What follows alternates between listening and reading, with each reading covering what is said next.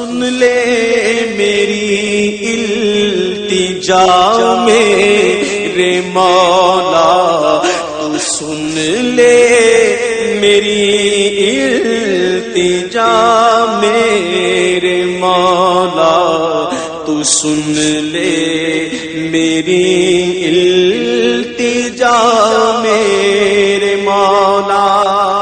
نحمدہ ونصلی ونسلم علی رسولہ الکریم، اما بعد فاعوذ باللہ من الشیطان الرجیم، بسم اللہ الرحمن الرحیم۔ والذی اخرج المرعى فجعلہ غثاء احوى سنقرئک فلا تنسى، صدق اللہ مولانا العظیم۔ ابھی خطبہ کے بعد رب العالمین جل جلالہ کے مقدس کلام قرآن مجید کی سورہ اعلیٰ کی آیت نمبر 4 سے لے کر آیت نمبر 6 تک، اس طرح 3 آیتیں آپ حضرات کے سامنے تلاوت کی۔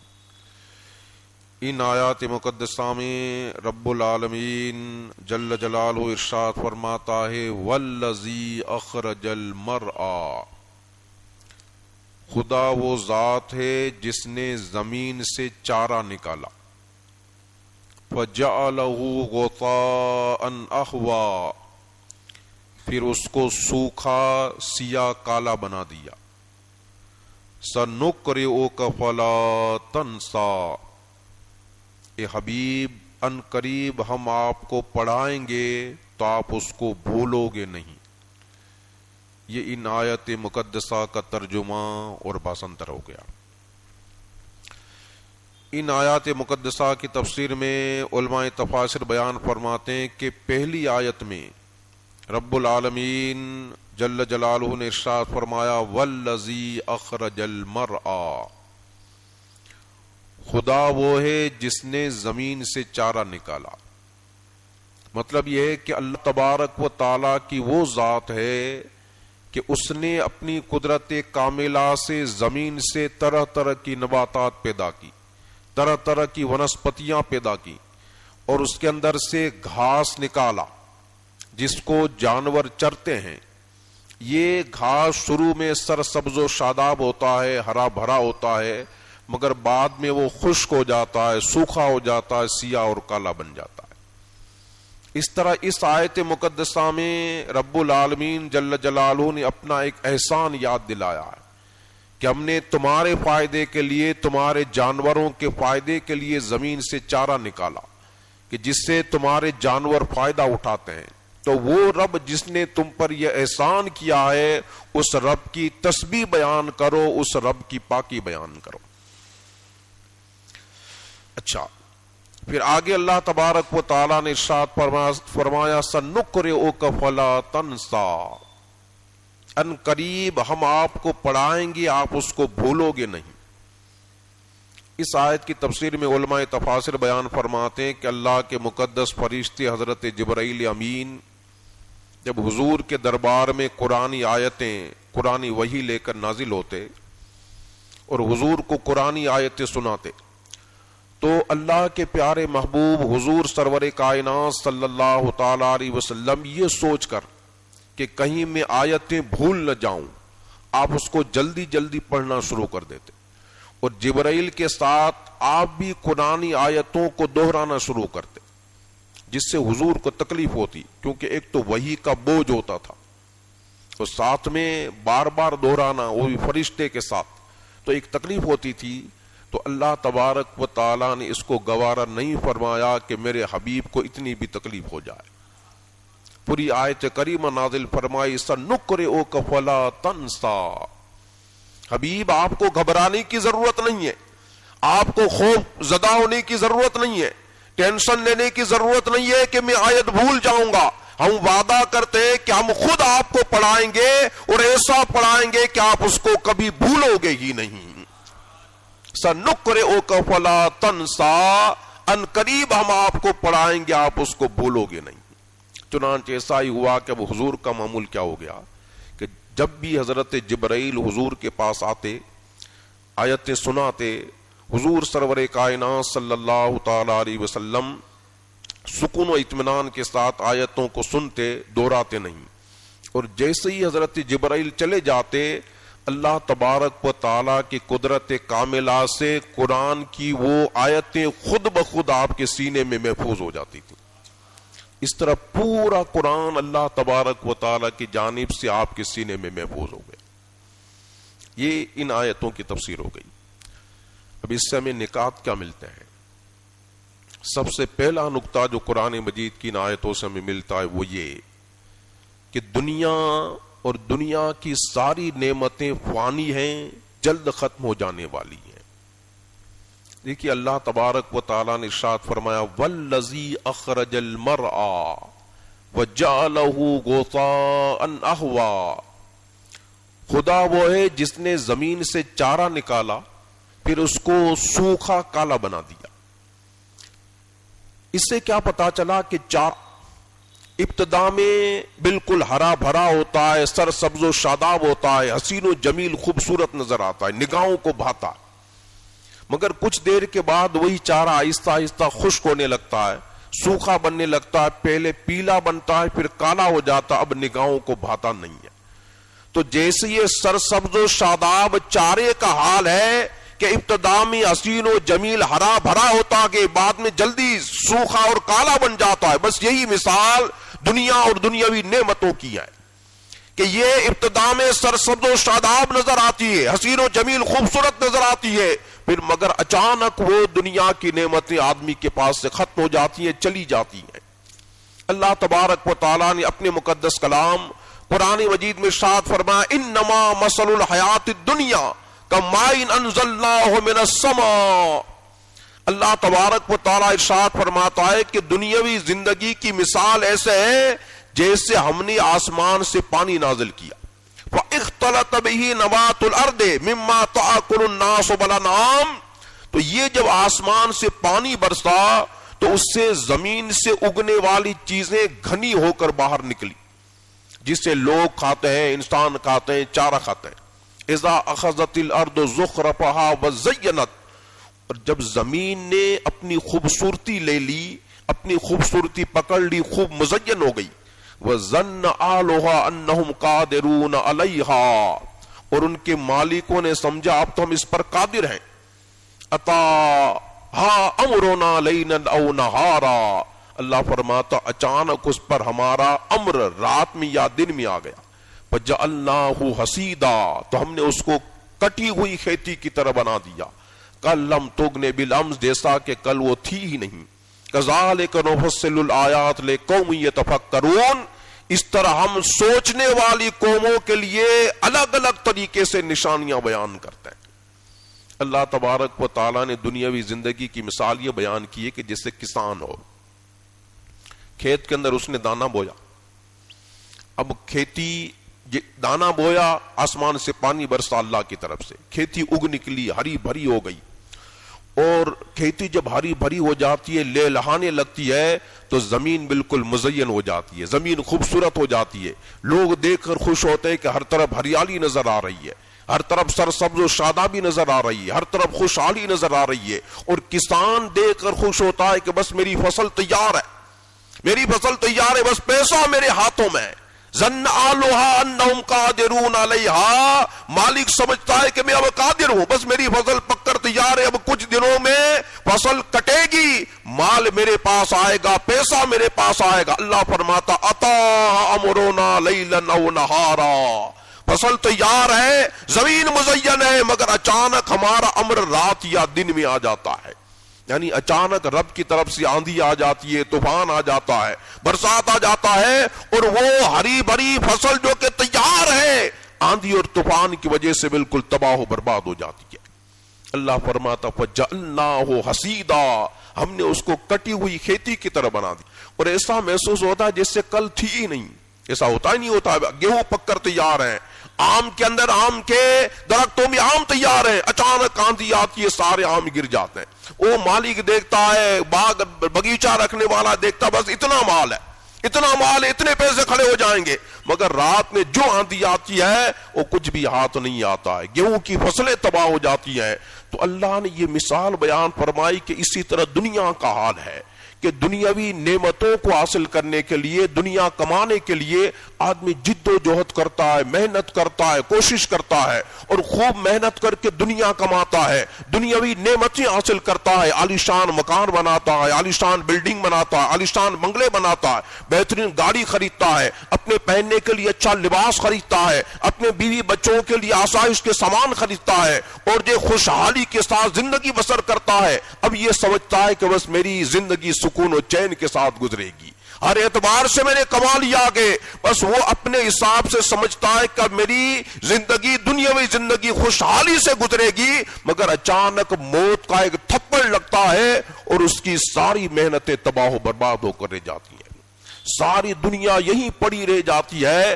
بس یہی مثال دنیا کی ہے، آدمی خوب محنتیں کرتا ہے، خوب کما لوں مگر یہی فنا ہو کر رہ جاتا ہے۔ اللہ نے فرمایا والذی اخرج المرعى وجعلہ غثاء احوا، خدا وہی ہے جس نے زمین سے چارہ نکالا، پھر اس کو سوکھا کالا بنا دیا۔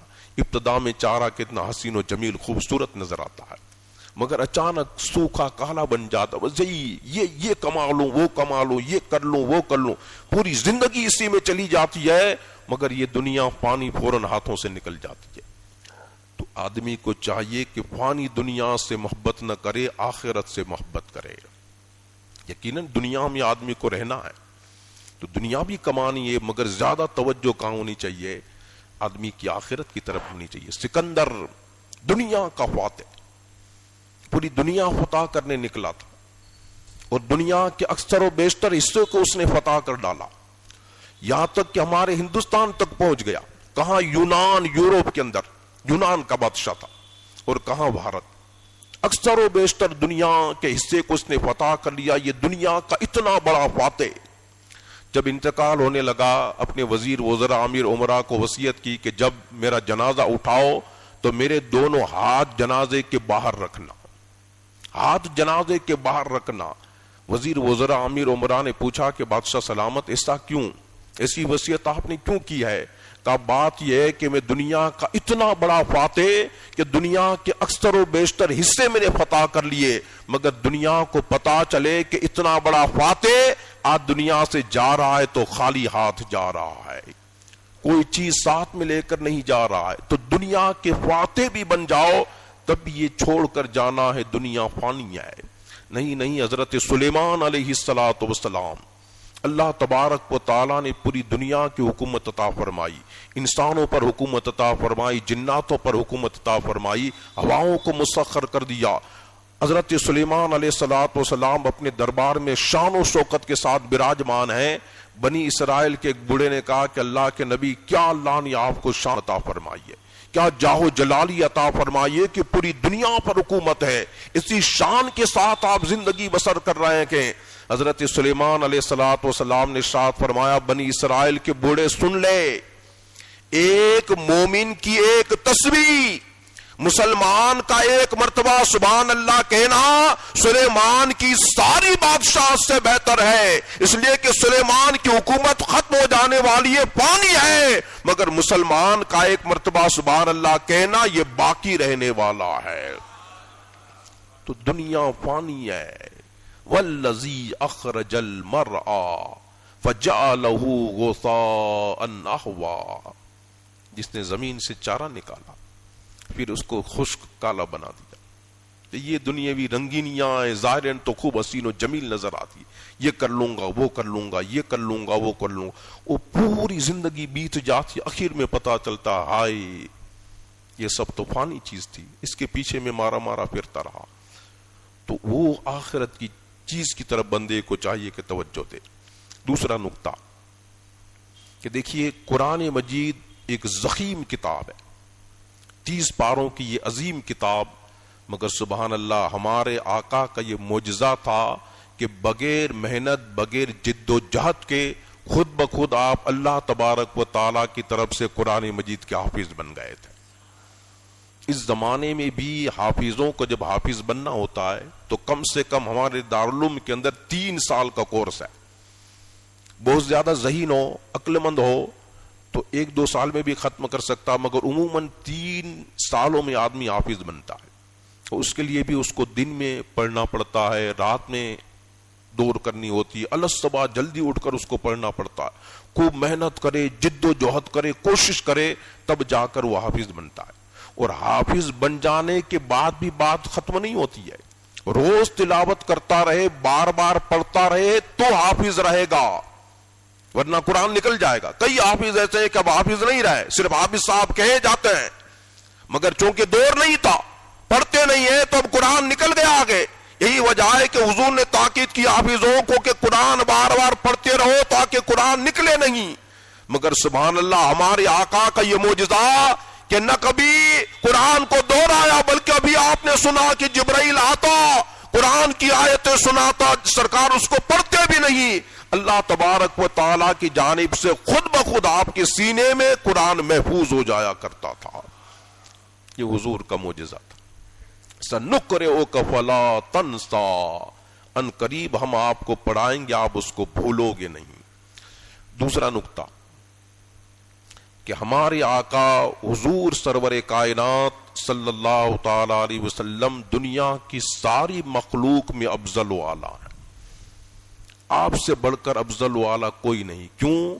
اس لیے کہ آپ رب کے پڑھائے ہوئے ہیں، رب کے پڑھائے ہوئے ہیں. سنقرئک، ان قریب ہم آپ کو پڑھائیں گے.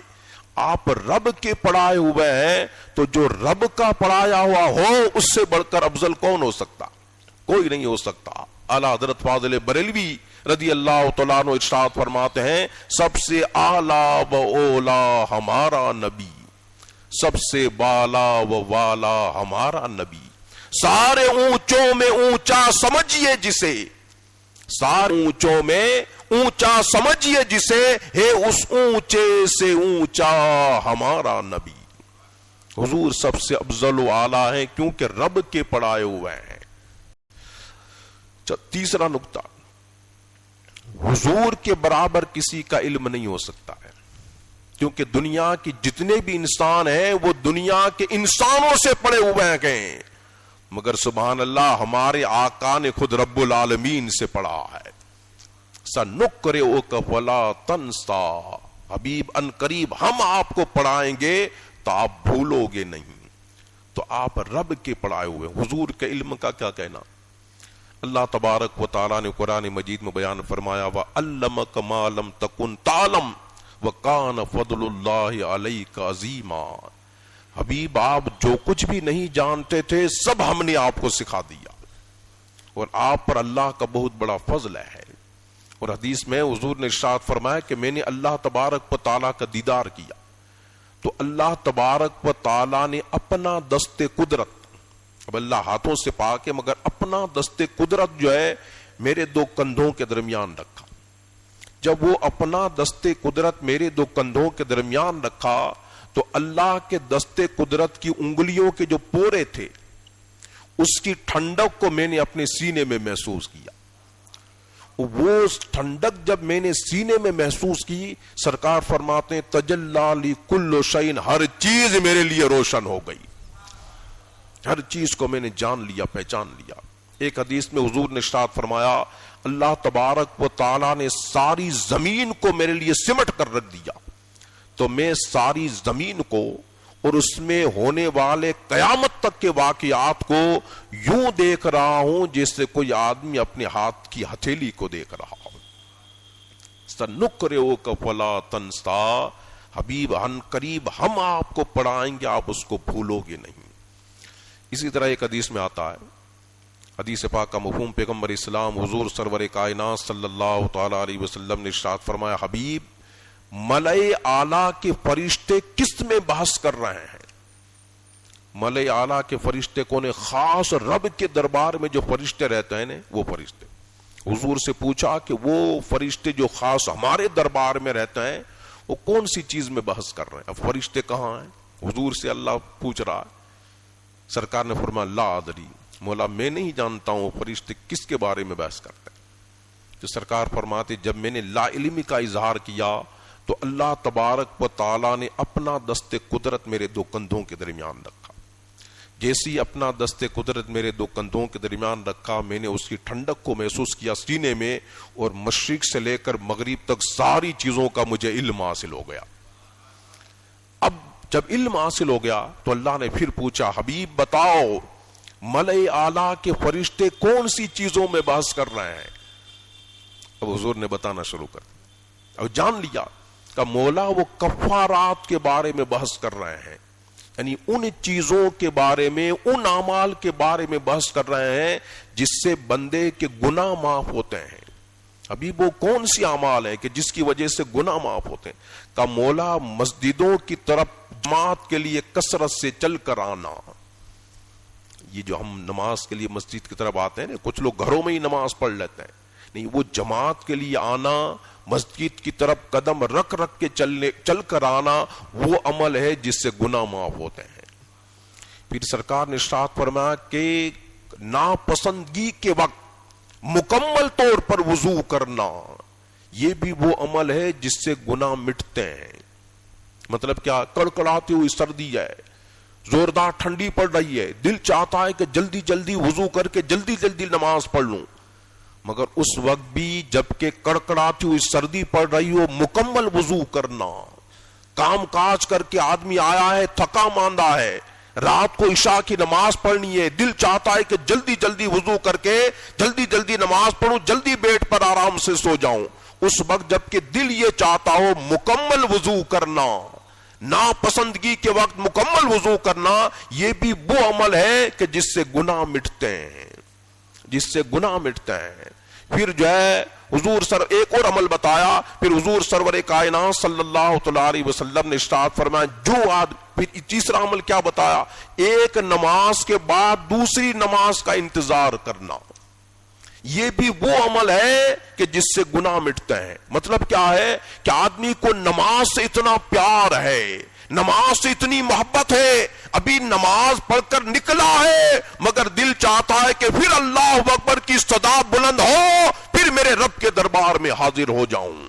ایک نماز کے بعد دوسری نماز کا انتظار کرنا, یہ بھی وہ عمل ہے جس سے گناہ معاف ہوتے ہیں. یہ تین عمل سرکار نے بتائے کہ جماعت کی طرف پیدل چل کے جانا, اور ناپسندگی کے وقت مکمل وضو کرنا, اور ایک نماز کے بعد دوسری نماز کا انتظار کرنا. سرکار نے ارشاد فرمایا جو آدمی ان اعمال کی پابندی کرے گا عاشب خیرین مات خیرین, زندگی بھی خیر کے ساتھ گزارے گا, موت بھی خیر کے ساتھ آئے گی, اور اس کے گناہ یوں معاف ہو جائیں گے جیسے آج ہی ماں کے پیٹ سے پیدا ہوا ہو.